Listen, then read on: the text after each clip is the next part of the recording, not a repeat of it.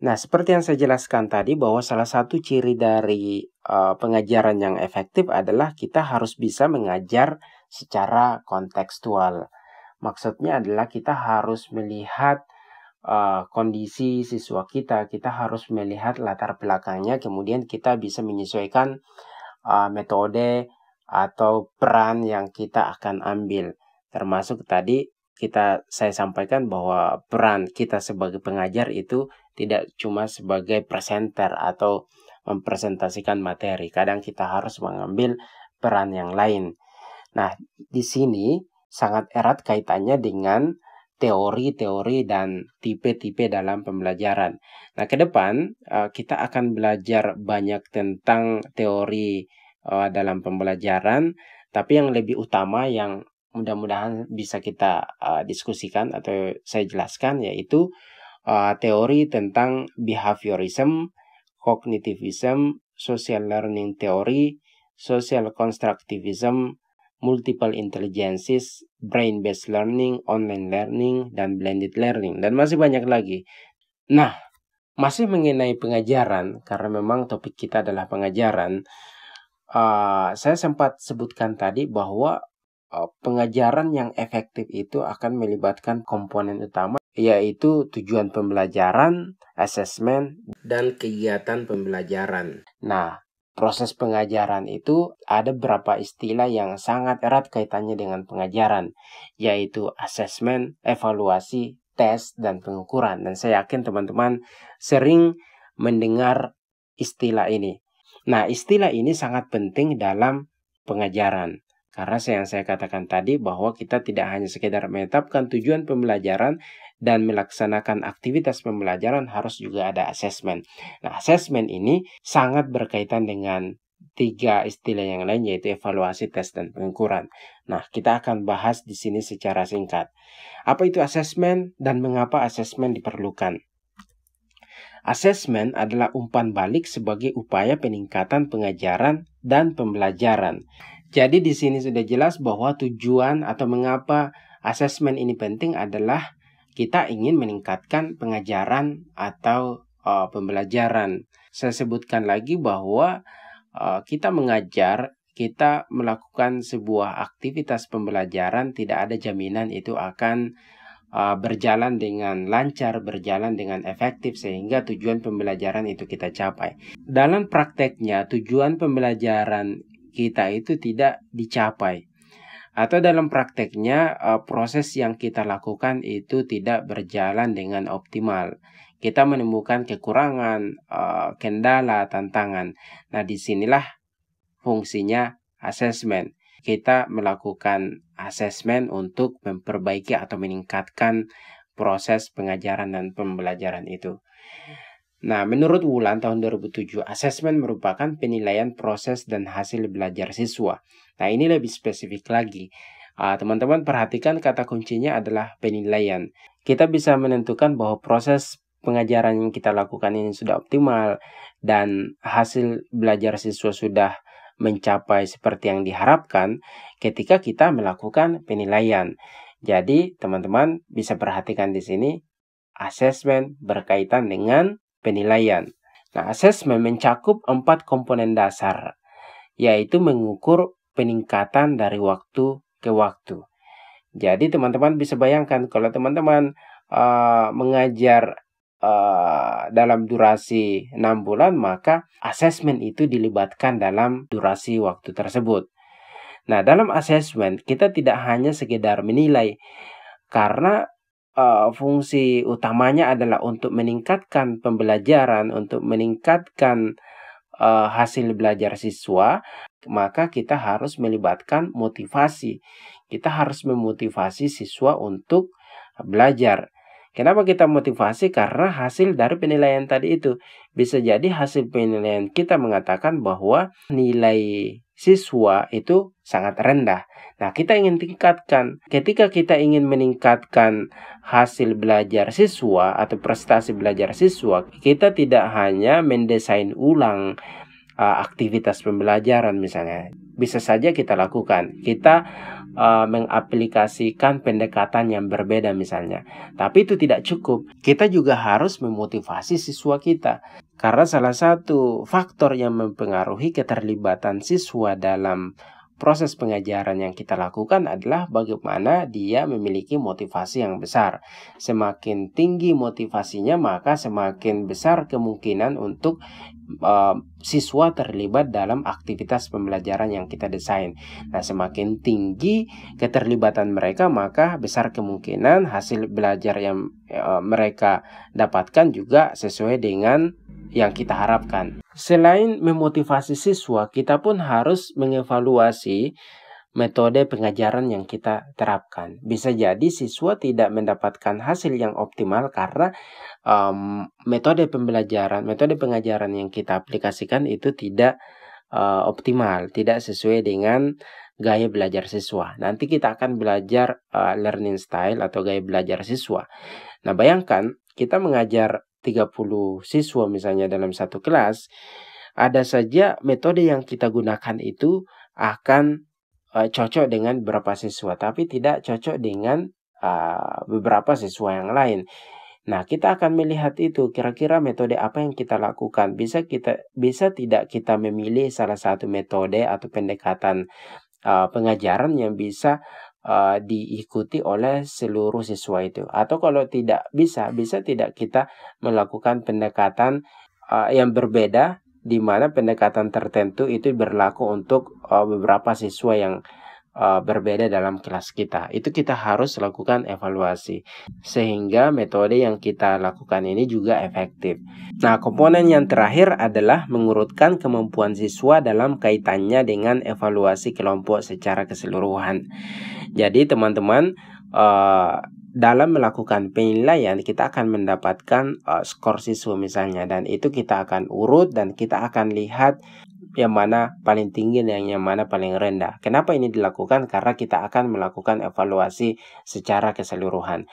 Nah, teman-teman lihat di sini, beberapa kali saya menggunakan kata evaluasi dalam komponen asesmen ini. Kenapa kita bahas evaluasi dalam asesmen? Itu menjadi pertanyaannya kan. Bukannya asesmen yang kita bahas kok ada evaluasi? Bukannya kedua istilah ini adalah hal yang berbeda. Memang berbeda, tapi kita akan lihat bagaimana hubungannya nanti. Gambarannya adalah asesmen itu bagian dari evaluasi juga. Kita akan diskusikan lebih detail selanjutnya. Tapi sebelum itu kita bahas dulu tentang tes. Teman-teman ingat tadi bahwa asesmen adalah penilaian proses dan hasil belajar. Nah, ketika kita ingin melakukan penilaian, itu akan ada tes. Nah, tes adalah alat dari penilaian. Bisa berupa tertulis, lisan, atau perilaku. Misalnya tes selesai atau penugasan. Teman-teman akan lihat di mata kuliah ini. Ada beberapa tugas yang teman-teman harus kerjakan. Atau mungkin tes pilihan ganda yang teman-teman harus ikuti. Itu bagian dari penilaian. Itu bagian dari asesmen dan akan bisa digunakan, hasilnya nanti akan digunakan sebagai bahan evaluasi. Nah, tes memiliki jawaban atau indikator benarnya. Maksudnya adalah tes yang kita berikan kepada siswa itu harus memiliki kunci jawaban. Sehingga ketika siswa menjawab jawaban tertentu, kita bisa menentukan bahwa dia menjawab benar atau tidak benar. Nah, demikian halnya dengan tes yang lain, yaitu penugasan. Penugasan, anggaplah tugas presentasi. Teman-teman sering ikuti ini ketika kuliah, tes presentasi dari dosennya. Apakah itu presentasi kelompok maupun individu. Atau mungkin menulis esai, menulis laporan, melakukan praktikum, melakukan kunjungan proyek, praktek lapangan. Nah, itu pun harus ada indikator benarnya atau indikator penilaiannya. Kapan mahasiswa ketika melakukan tugas tersebut mendapatkan nilai yang benar atau nilai yang optimal. Kalau tidak ada kunci jawabannya, kalau tidak ada indikator atau rubrik tugasnya, maka itu tidak bisa disebut tes dalam konteks ini. Karena sekali lagi, tes adalah alat penilaian.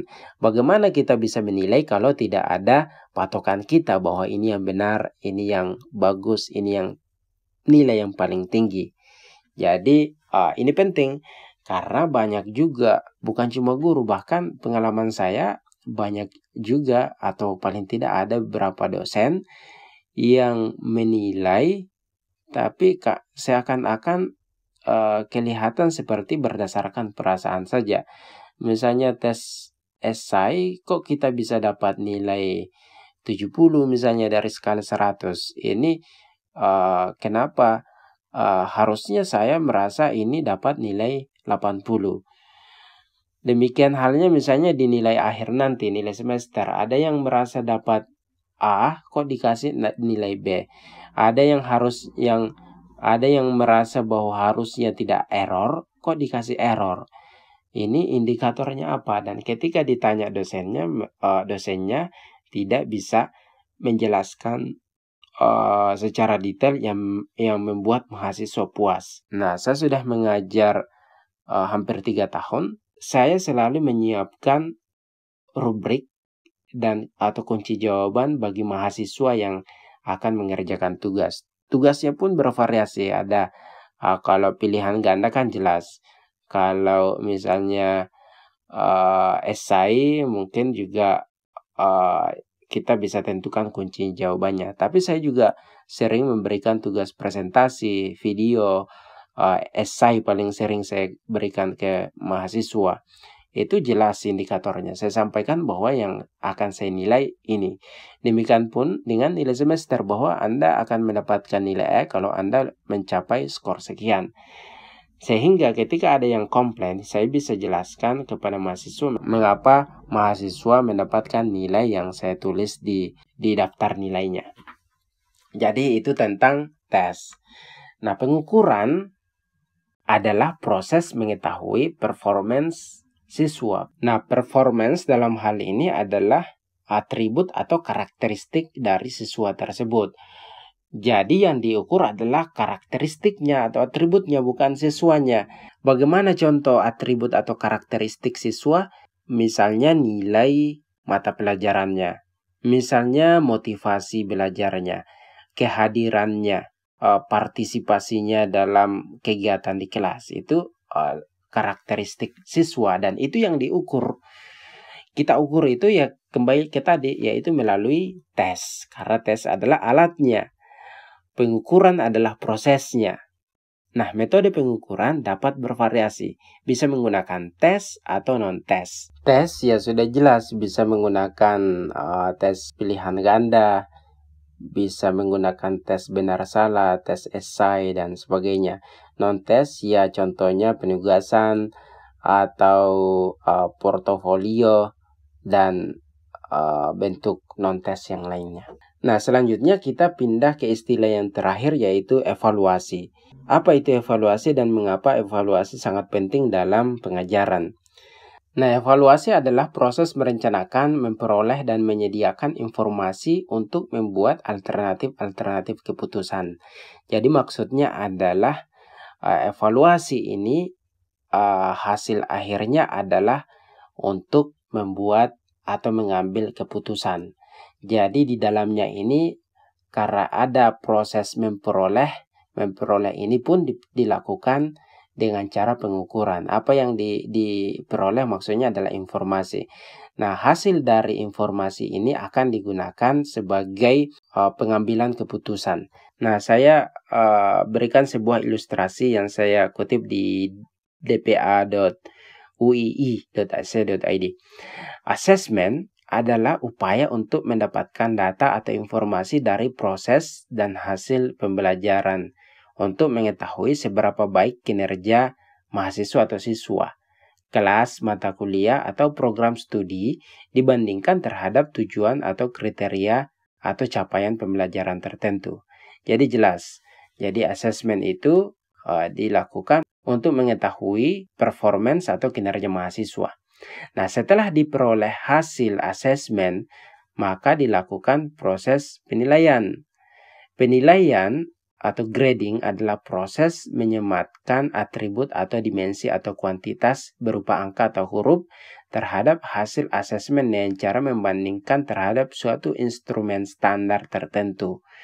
Jadi penilaian ini outputnya berupa angka atau huruf, bisa jadi A, B, C, D, E atau 0 sampai 100. Hasil dari penilaian berupa atribut atau dimensi atau kuantitas tersebut digunakan sebagai bahan evaluasi. Nah, evaluasi adalah proses pemberian status atau keputusan atau klarifikasi terhadap suatu hasil asesmen dan penilaian.